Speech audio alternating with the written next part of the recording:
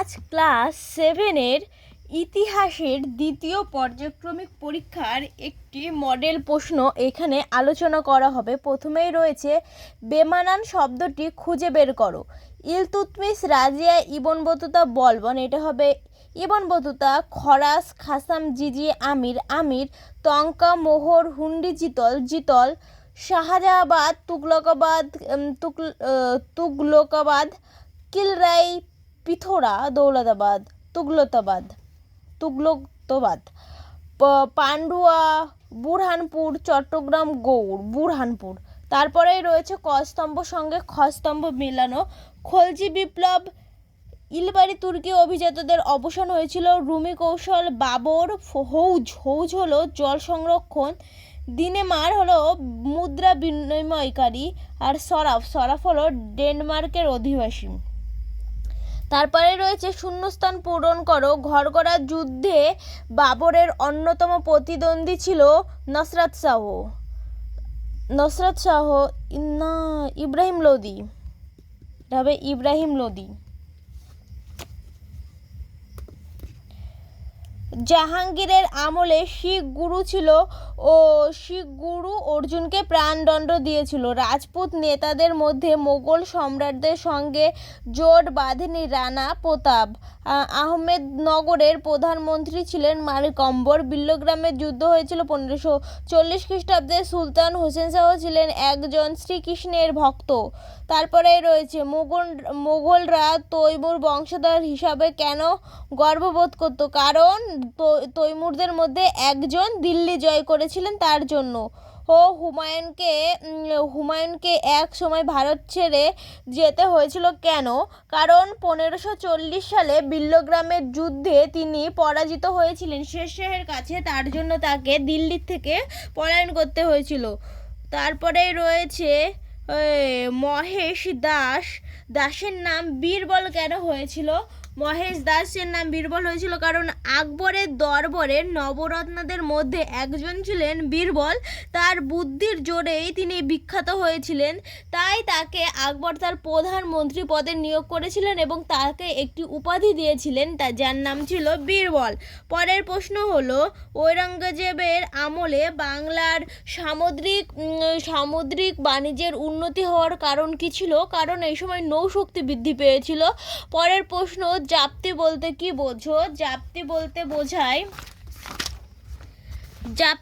বোঝায় খলজি শাসক আলাউদ্দিন খলজির আমল থেকেই রাজস্বর পরিমাণ নির্ধারণ করার জন্য জমি মাপা বা জমি জরিপ ব্যবস্থা ছিল।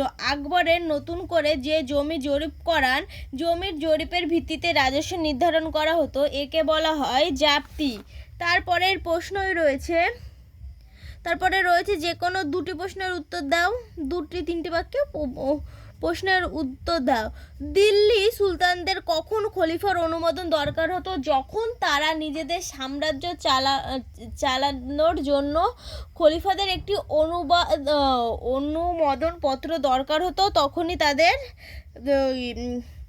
একটা অনুমোদন পত্র দরকার হতো শাসন চালানোর জন্য, বর্ষতা স্বীকার করার জন্য।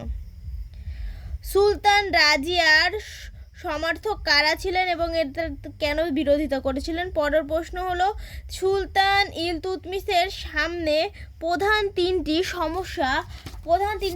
কি সমস্যা ছিল সেটা আলোচনা করো। তার সামনে প্রধান সমস্যা ছিল এই যে উত্তরাধিকারী সংক্রান্ত সমস্যা ছিল, তারপরেই ছিল আমিরদের বিদ্রোহ, তারপরেই ছিল বৈদেশিক সমস্যা।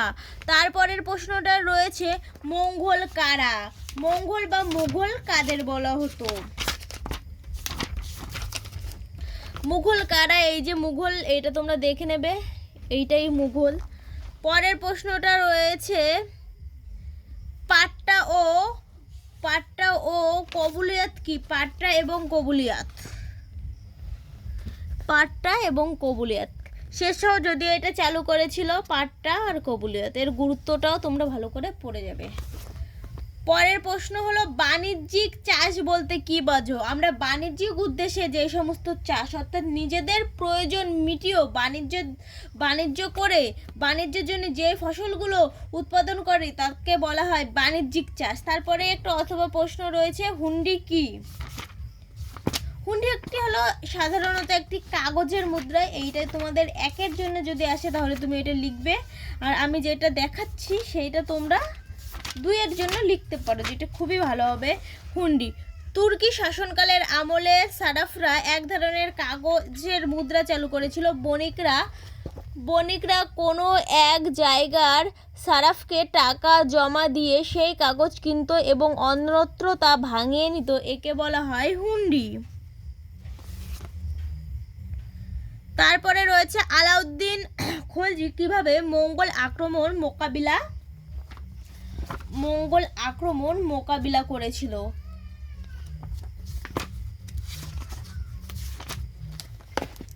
এই যে তোমরা এই প্রশ্নটা দেখে নেবে। প্রাচীর নির্মাণ করে, দুর্গ সংস্কার করে, সেনাবাহিনী শক্তি বৃদ্ধি করে, নব মুসলমানদের হত্যা করে। এই পয়েন্টগুলো একটু ভালো করে লিখলেই হয়ে যাবে। তারপরেই রয়েছে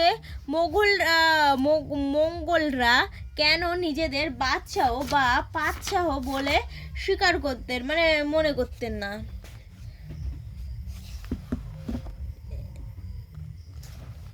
এই যে এই উত্তরটা তোমরা দেখে নেবে। তারপরের প্রশ্ন রয়েছে, কেন কোন সুলতানদের সময়কাল দিল্লি আস্তে আস্তে ক্ষয় হতে থাকে? তারপরে রয়েছে ইকতা ব্যবস্থা কি, আর এটি এটি কেন চালু করা হয়েছিল? ইকতা ব্যবস্থা কি? এই যে হলো ইকতা ব্যবস্থা।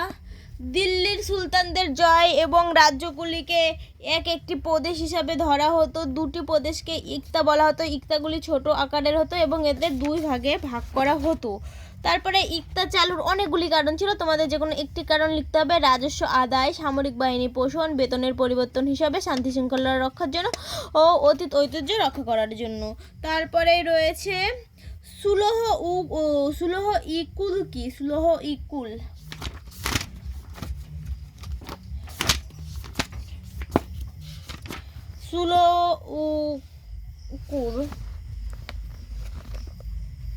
যেটা এই যে প্রশ্নটা তোমরা অবশ্যই দেখে স্ক্রিনশট রাখবে, পারলে খাতায় লিখে রাখবে, যে এটা খুবই ভালো হয়।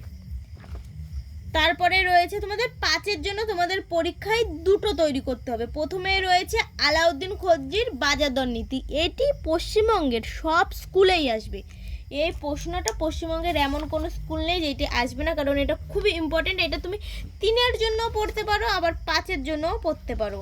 আলাউদ্দিন খলজির বাজার দর নীতি। তারপরের প্রশ্নটা রয়েছে ঔরঙ্গজেব কিভাবে দাক্ষিণাত্য মোকাবিলা করেছিল? এটিও খুব ইম্পর্টেন্ট প্রশ্ন। তোমরা এরপরে যদি কেউ ইতিহাস বিষয় পড়তে চাও 11-12-এ, সেই সময় তোমরা এই প্রশ্নটা অবশ্যই পাবে, এবং এমনকি কলেজেও এই প্রশ্নটা রয়েছে। প্রশ্নটা ঔরঙ্গজেব কিভাবে দাক্ষিণাত্য, এই যে এটা 3-এর মতন করে আছে, তোমরা একটু বড় করে নিলে তাহলেই হবে।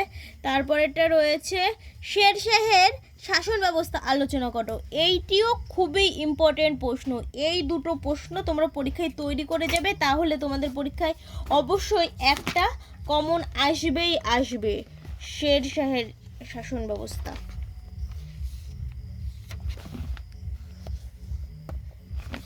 তারপরের প্রশ্ন রয়েছে মধ্যযুগে ভারতের দেশের ভেতর বাণিজ্যিক ধরনগুলি কেমন ছিল?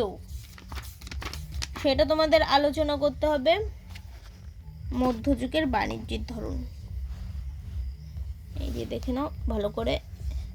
তারপরের প্রশ্নটা রয়েছে শেরশাহের নাগরিক চরিত্র আলোচনা করতে হবে। এই প্রশ্নটা অতটা ইম্পর্টেন্ট না, তাও যেহেতু এখানে রয়েছে সেহেতু তোমরা অবশ্যই তৈরি করে যাবে।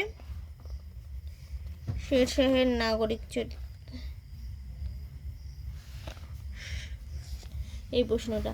আর ভালো লাগলে অবশ্যই লাইক, কমেন্ট এবং সাবস্ক্রাইব করে পাশে থাকবে। আর তোমরা কোন কোন প্রশ্ন চাও সেটিও অবশ্যই জানাবে।